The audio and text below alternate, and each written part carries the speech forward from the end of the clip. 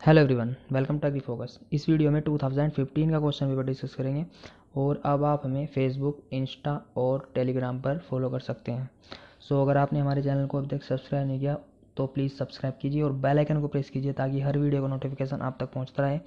और इस वीडियो में 2-3 कॉन्सेप्ट आपके पूरी तरह क्लियर हो जाएंगे। हमारी वीडियो को लास्ट तक देखना और हमारी वीडियो को एक लाइक ज़रूर देना। चलिए स्टार्ट करते हैं। First question is social forestry is an important programme of answer is MNREGA.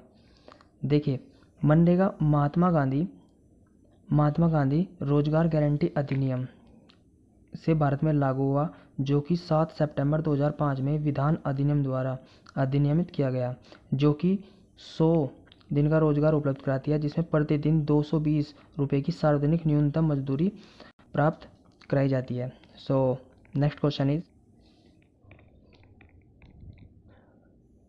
Community development was started on the birthday of answer is Mahatma Gandhi. देखिए, कम्युनिटी डेवलपमेंट महात्मा गांधी के जन्म दिवस पर स्टार्ट किया गया था, जो कि 2 अक्टूबर 1952 को स्टार्ट किया गया था। नेक्स्ट क्वेश्चन इज सुगंध 5 is a variety of the crop. Answer is rice. Rice की सुगंध 5 वेराइटी है। Next question is Phallus minor weed is an associated weed with the crop. Answer is wheat। देखिए, फेरलेस miners को हिंदी में गेहूं का मामा और मंडूसी के नाम से भी जानते हैं, जो कि एक वीट का मेजर वीड है। Next question is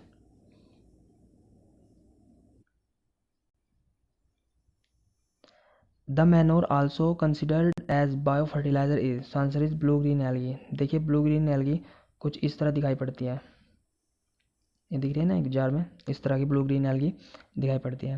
next question is crop insurance scheme in India was started in the year. Answer is 1985। देखिए, ये क्रॉप इंश्योरेंस स्कीम है, ये इंडिया की सबसे पहली क्रॉप इंश्योरेंस स्कीम थी। जो फिलहाल करंट में है वह प्रधानमंत्री फसल बीमा योजना, प्रधानमंत्री PMFBY, प्रधानमंत्री फसल बीमा योजना, जो 2016 में लागू की गई थी और ये खरीफ ऋतु की फसल के लिए में स्टार्ट की गई थी। Next question is best planning is concerned with. देखिए, बेस्ट प्लानिंग से संबंधित क्या है, क्या क्या हो सकता है, जैसे कि फिक्सिंग ऑफ ऑब्जेक्टिव, यानी कि अगर हम किसी भी चीज़ का, जैसे कि डेयरी फार्मिंग या फिर किसी क्रॉपिंग पैटर्न पर प्लानिंग बना रहे हैं, तो सबसे पहले क्या होगा, एक ऑब्जेक्ट फिक्स होना चाहिए कि हम किस उद्देश्य के लिए उस कार्य को कर रहे हैं। और सेकंड क्या होगा, determining the strategy of policy, यानी कि हमारे उस पॉलिसी के अंतर्गत जो भी स्ट्रेटजी होगी, रणनीतियाँ होंगी, वो हमारे दिमाग में पहले ही हम निर्धारित कर लेनी चाहिए। इस प्रकार ये तीनों ऑप्शंस इसी के रिलेटिव हैं। इसका आंसर होगा all of the above. Next question is value additional by processing function in India in percentage is term of global food trade. Bharat में खाद्य प्रसंस्करण के द्वारा कितना मूल्य ऐड हुआ, कितने परसेंट ऐड हुआ। Answer is 3rd। देखिए, ये उस टाइम का 2015 का करंट का क्वेश्चन है। ये इतना इंपॉर्टेंट नहीं है, क्योंकि जो आजकल करंट के अलग अलग कैटेगरी के हिसाब से, यानी कंडीशन के हिसाब से जो भी डाटा होते हैं वो बदलते रहते हैं। ये क्वेश्चन काफ़ी इतना यूनिक नहीं है, याद रखना उधर रख लीजिएगा। Next question is which year national agriculture credit fund was established. Answer is 1956। देखिए, नेशनल एग्रीकल्चर क्रेडिट जो ये रिजर्व बैंक ऑफ इंडिया के द्वारा इस्टेब्लिश किया गया है 1956 में। इसका मुख्य उद्देश्य क्या है कि टर्म लोन, यानी कि जो लंबी अवधि का लोन है उसे प्रोवाइड कराने का इसका मुख्य टारगेट है। इसका इस्टेब्लिश ईयर 1956 याद रखिएगा, क्योंकि इस क्वेश्चन की रिपीट होने की पॉसिबिलिटी काफ़ी अधिक होती है। Next question is in hybrid variety development the male sterile line is represented as. Answer is R line. देखिए सबसे पहले समझते हैं मेल सर्टाइल क्या है। मेल सर्टाइल है जिसमें मेल के रिप्रोडक्टिव ऑर्गन यानी कि पोलन इसमें नॉन फंक्शनल होते हैं, यानी कि कोई कार्यकृत नहीं होते हैं। सो इस चीज़ को हम मेल सर्टाइल कहते हैं। अब समझते हैं कि आर लाइन एक हाइब्रिड वैरायटी को डेवलपमेंट किस प्रकार करती है। देखिए एक हाइब्रिड डेवलपमेंट वैरायटी का डेवलपमेंट करने के लिए 3 लाइन का उपयोग किया जाता है। एक तो होती है लाइन ए, लाइन बी और line are.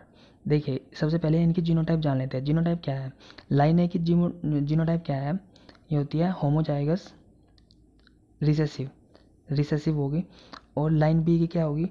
Heterozygous, hetero heterozygous dominant.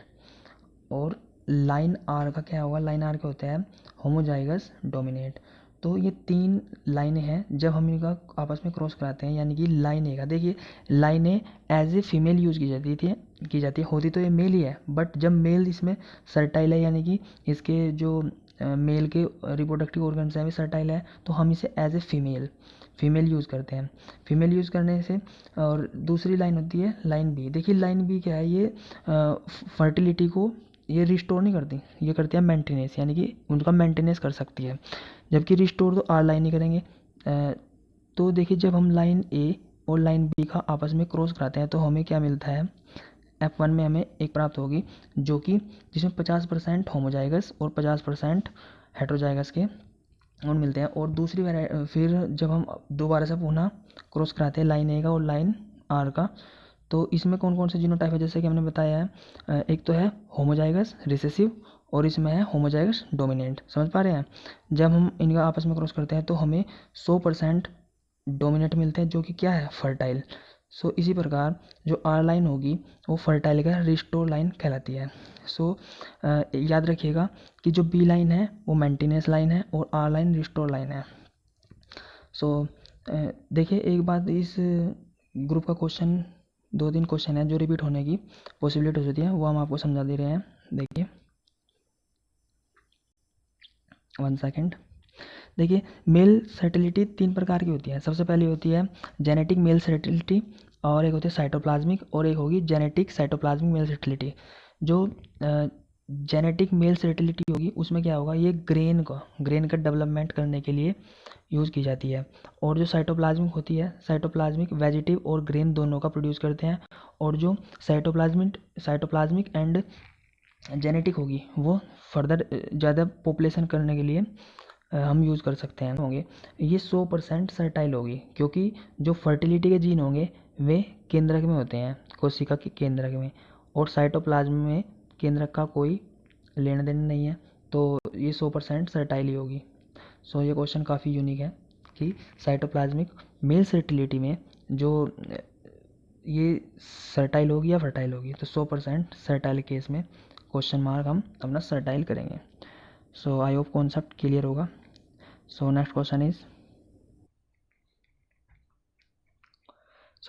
Is which one is the variety of gladiolus. देखिए ज्वाला, गज़ल, प्रियदर्शनी सभी ग्लैडियोलस फ्लावर की वैरायटी है। सो इसका answer all of the above होगा।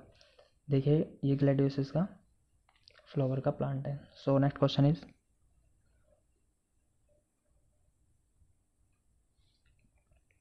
विच of the following is a pear shaped variety of tomato. नाशपत्ती के आकार की टमाटो की प्रजाति कौन सी है? तो पंजाब छुआरा। देखिए जैसा डायग्राम में मेंशन है, पंजाब छुआरा एक नाशपत्ती के आकार की एक वैरायटी है। सो ये क्वेश्चन काफ़ी बार यूपी कैडेट में और बीएचयू में कई बार रिपीट हुआ है। सो याद रखिएगा। So next question is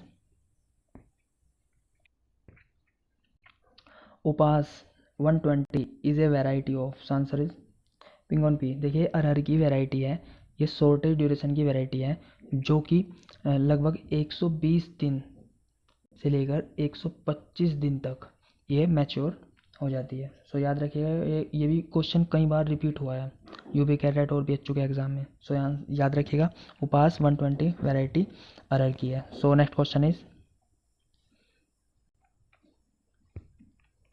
the components of organic farming are. कार्बनिक फार्मिंग के कौन कौन से कंपोनेंट होते हैं? देखिए ऑर्गेनिक मैनोर बिल्कुल ऑब्वियसली होगा, बायो फर्टिलाइजर, बायो पेस्टिसाइड, तो इसका answer all of the above होगा। So next question is the rotation of maize, potato, wheat, moong is an example of. So answer is relay cropping. देखिए relay cropping क्या है? Relay cropping refers to growing a second crop between the row of the main crop which is ready to harvest. देखिए जो main crop है उसकी harvest होने से पहले ही हम दूसरी फसल की, जो कि एक शॉर्ट ड्यूरेशन की होती है, उसकी बुआई कर देते हैं। एक साल में 4 फसल लेते हैं। सो इस टर्म को हम रिले क्रॉपिंग कहते हैं। सो आई होप कॉन्सेप्ट क्लियर होगा। सो नेक्स्ट क्वेश्चन है, बस इसमें ये याद रखिएगा कि मेन क्रॉप के हार्वेस्ट होने से पहले ही दूसरी फसल का बुआई कर देते हैं, जो कि एक शॉर्ट ड्यूरेशन है। So next question is the time of planting of main crop potato is northern plain is. So answer is second fortnight of October. So next question is which of the following micro organism grow well in water log soil. देखिए water logging की condition में कौन सा micro organism grow करता है?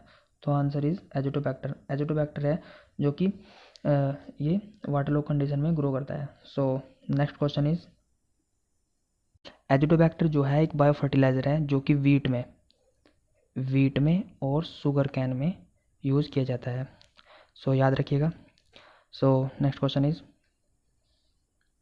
The fertilizer also called as sona is. उर्वरक का राजा किसे कहा जाता है? तो आंसर इज यूरिया। ये क्वेश्चन भी कई बार यूपी कैटेट और बीएचयू जैसे एग्जाम में इंट्रेंस में कई बार रिपीट हुआ है, तो याद रखिएगा। Next question is nitrification is a procedure of. So answer is oxidation. चलिए समझते हैं नाइट्रिफिक्सिंग और ऑक्सीडेशन क्या है।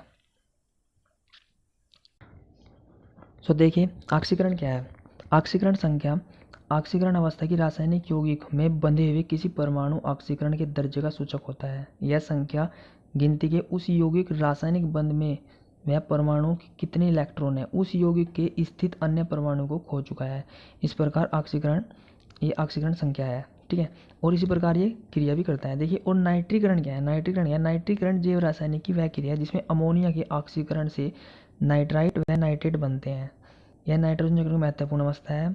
इसमें सर्वप्रथम जीवाणु नाइट्रोसोमोनास एंड नाइट्रोकोकस अमोनिया का ऑक्सीकरण नाइट्रोजन करते हैं। देखिए ये नाइट्रोसोमोनास और नाइट्रोकोकस जो ये हैं, कई बार एक क्वेश्चन यहाँ से पुट अप होने की कई पॉसिबिलिटीज होती है कि नाइट्रीकरण में कौन से जीवाणु प्रयोग में लाए जाते हैं, तो उनका आंसर होगा नाइट्रोसोमोनास और नाइट्रोकोकस। चलिए देखते हैं एक इक्वेशन के माध्यम से। देखिए यह है अमोनिया NH3। जब हम इसका नाइट्रोसोमोनास से किण्वन होगा, यानी कि सॉरी इक्वेशन प्रक्रिया होगी, तो नाइट्रेट में बदलेगी। और जब हम नाइट्रेट का ये यहाँ पर NO2 है, जब हम नाइट्रोबैक्टर के द्वारा प्रोसीजर होगी तो NO3 यानी कि नाइट्रेट में बदलते हैं। और आपकी नॉलेज के लिए बता दूं नाइट्रिफिकेशन के लिए 30 से लेकर 35 डिग्री सेल्सियस तापमान ऑप्टिमम होता है, और इसके लिए pH 6.5 से 7.5 तक pH ऑप्टिमम रहता है। सो ये क्वेश्चन काफ़ी यूनिक है और कई बार इसकी पॉसिबिलिटीज होती है कि नाइट्रिफिक्सिंग बैक्टीरिया का उसका नाइट्रिफिकेशन करने के लिए कितना टेम्परेचर होता है, तो याद रखिएगा 30 to 35 डिग्री सेल्सियस और pH 6.5 से यानी कि 6.5 से 7.5। सो याद रखिएगा। आई होप कॉन्सेप्ट क्लियर होगा। So next question is which one of the following crops is more responsive to zinc application. तो इसका भी आंसर पेड़ी होगा। पिछली वीडियो में 2014 में बताया था कि जो धान की फसल में खैरा रोग किस उर्वरक की कमी से होता है, तो उसमें भी जिंक था। तो कहीं ना कहीं देखा आपने जितने भी हमने अब तक की ये 2015 की वीडियो है, इसमें लगभग 3-4 टॉपिक ऐसे हैं जिनसे हर बार क्वेश्चन रिपीट हो रहे हैं, तो कहीं ना कहीं टॉपिक की इंपॉर्टेंस बढ़ रही है। So next question is pH of alkaline soil is. So answer is 8। देखिए अगर pH 7 होगा तो भूमि उदासीन होगी, यानी कि न अम्लीय न क्षारीय। अगर लेस देन 7 होगा तो अम्लीय हो जाएगी, और अगर ग्रेटर देन 7 होगा तो क्षारीय हो जाएगी। तो इस प्रकार सही मार्क क्वेश्चन 8 होगा। So next question is chemical formula of gypsum is, answer is CaSO4 2H2O। देखिए CaSO4 इसमें दो जल के अणु पाए जाते हैं। सो ये भी क्वेश्चन कई बार रिपीट हुआ है यूपी कैटेट और एंट्रेंस के एग्जाम में, तो इसकी पॉसिबिलिटी कहीं ना कहीं बनती रहती है, याद रखिएगा CaSO4 2H2O, दो जल के अणु है बाद में। सो next question is which of the following can change the chromosome structure. गुणसूत्र की जो स्ट्रक्चर है चेंज कर सकते हैं ट्रांसलोकेशन के द्वारा, डिलीशन के द्वारा और डुप्लीकेशन के द्वारा। तो आंसर इसका ऑल ऑफ द अबव होगा। So next question is the use of inducted mutation in crop improvement is called. So answer is mutation breeding. यानी कि इसका मतलब है कि फसल का प्रेरित उत्परिवर्तन से इम्प्रूवमेंट करने के लिए कहते हैं म्यूटेशन, उत्परिवर्तन ब्रीडिंग कहते हैं। So next question is which one of the following is not a kharif crop. So answer is linseed. Linseed एक खरीफ क्रॉप नहीं है। खरीफ क्रॉप यानी कि जून जुलाई, जून जुलाई जिसमें राइस क्रॉप और सोरगम बाइगलर जियामेज यानी कि ज्वार और मक्का की फसल आदि ली जाती है। So next question is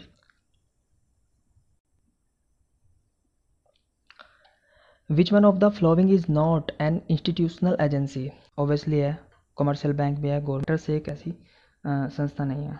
so next question is the physical aspects of farmer planning expressed in monetary terms is called. So answer is farm budgeting. So next question is the long term loans in cooperative credit organization है। So answer is two tier structure. यानी कि एक cooperative संस्था long term जब organise करेगी तो किस structure को फॉलो करती है, टू टेयर स्ट्रक्चर। देखिए क्या है two tier structure.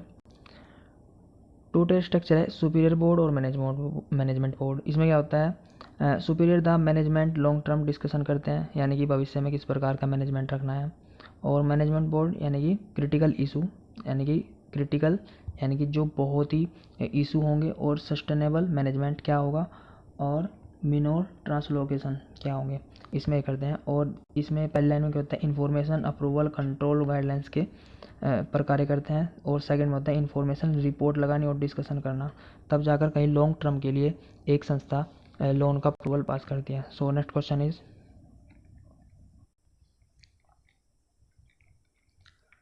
cooperation has failed in India but must succeed was told by the committee under the chairmanship of, so answer is A.D. Gorwala. So next question is which of the following breed is an highest milk producer in the world? So answer is Holstein Friesian. देखिए Holstein Friesian ये है, इस diagram में है, ये Holstein Friesian काऊ है। लगभग अपने एक सीजन में 4000 से 5000 लीटर दूध दे देती है। So next question is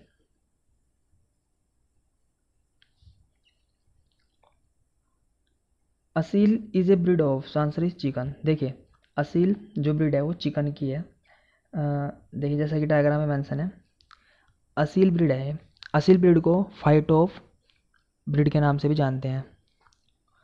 so next question is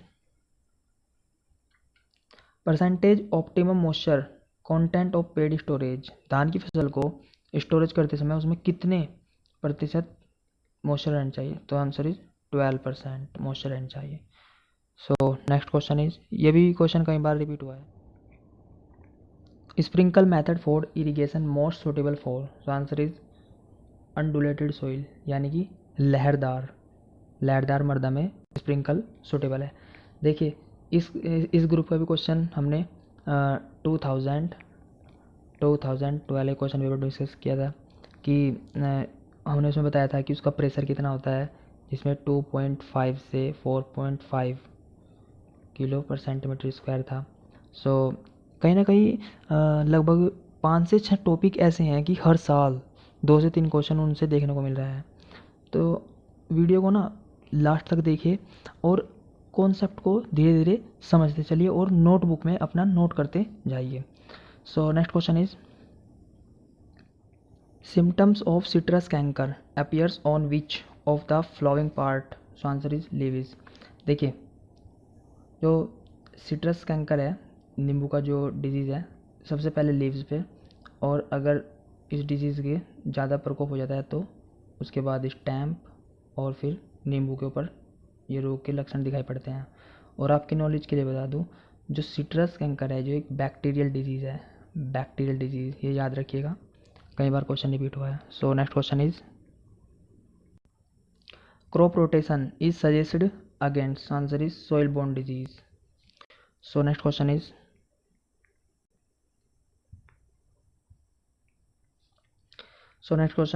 nozzle is a part of hand compression spray. Hand compression यानी कि साइनो गैस पंप में नहीं होता नोजल, रोटरी डस्टर में नहीं होता। सो हैंड कंप्रेसर का हमने चित्र लगाया, देखिए यह है नोजल और ये इसका हैंड है, और ये अप डाउन होकर इसमें प्रेशर होता है और ये लिक्विड बाहर से यहाँ पर निकलता है। ये छोटे फार्म पर ही किया जाता है, जैसे छोटे कोई बाग हैं, पेड़ वगैरह, उनके लिए यूज़फुल है। So next question is at which stage of gram crop is damaged by helicoverpa armigera? देखिए, so answer is early stage. इसे ना कॉटन का बोलवार्म से भी जानते हैं। और देखिए, ये अर्ली स्टेज में लगता है और इसी के कारण बीटी कॉटन का निर्माण किया गया है, ताकि ये हेलिकोर्फा अर्मिगेना, इसका जो साइंटिफिक नेम है, यानी कि कॉटन बोलवार्म से रेसिस्टेंट हो सके, बीटी कॉटन का निर्माण हुआ। तो देखिए डायग्राम में है,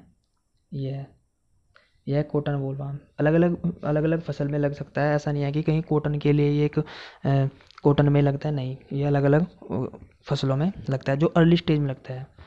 सो देखिए next question is plant wilt because of excessive? Answer is transpiration. So next question is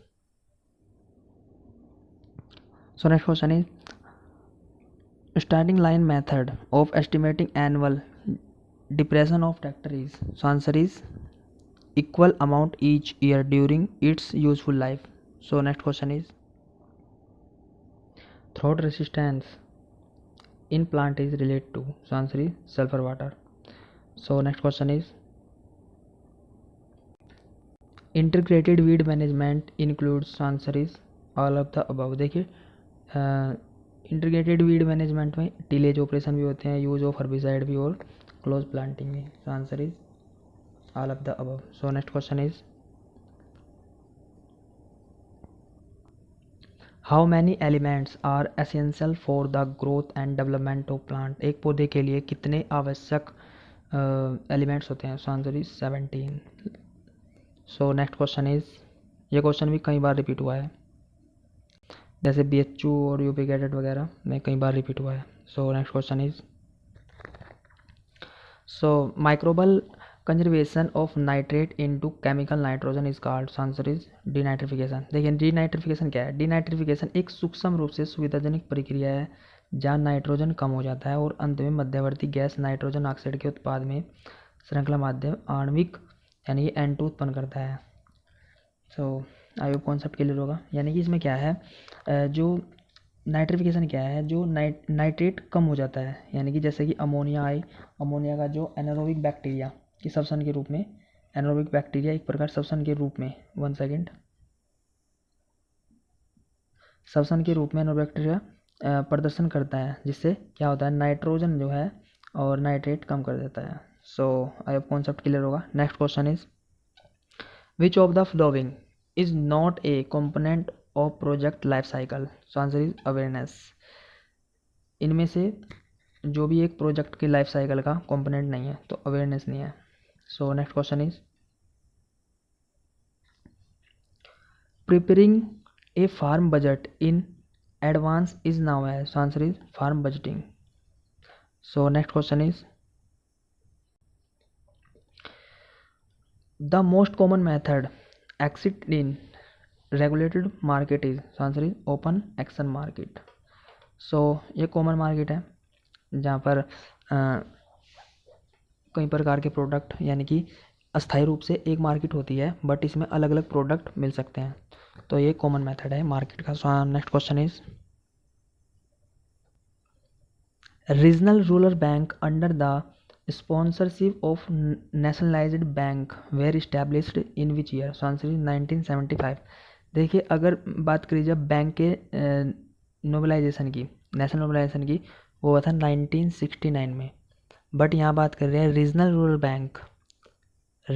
bank की अंडर स्पॉन्सरशिप नेशनलाइज्ड बैंक। तो इसका आंसर सही मार्क 1979 हो, सॉरी 1975 होगा। तो याद रखिएगा, बैंकों का जो नोबलाइजेशन हुआ वो नेशनलाइजेशन हुआ 1969 और जो रीजनल रूरल बैंक हुआ 1975। So next question is directorate of, sorry ये टाइपिंग मिस्टेक है, यहाँ पर राइज है। So directorate of rice research is located is, so answer is Hyderabad. So I hope ये सेशन काफ़ी फ्रूटफुल लगा होगा और 2 से 3 कॉन्सेप्ट ऐसे होंगे जो आपको भी कहीं ना कहीं पता लगा होगा कि जितने भी हमने प्रीवियस क्वेश्चन पेपर डिस्कस किए हैं उनमें से 2 से 3 क्वेश्चन हर बार रिपीट हुए हैं। सो अगर आपने हमारे चैनल को अभी तक सब्सक्राइब नहीं किया तो प्लीज़ हमारे चैनल को सब्सक्राइब कीजिए और बेल आइकन को प्रेस कीजिए ताकि हर वीडियो का नोटिफिकेशन आप तक पहुँचता रहे, और हमारे चैनल की लिंक अपने फ्रेंड में शेयर कीजिए ताकि उनका भी बेनिफिट हो सके, और हमारी वीडियो को एक लाइक ज़रूर देना। So thank you for watching. मिलते हैं जल्दी अगली वीडियो में।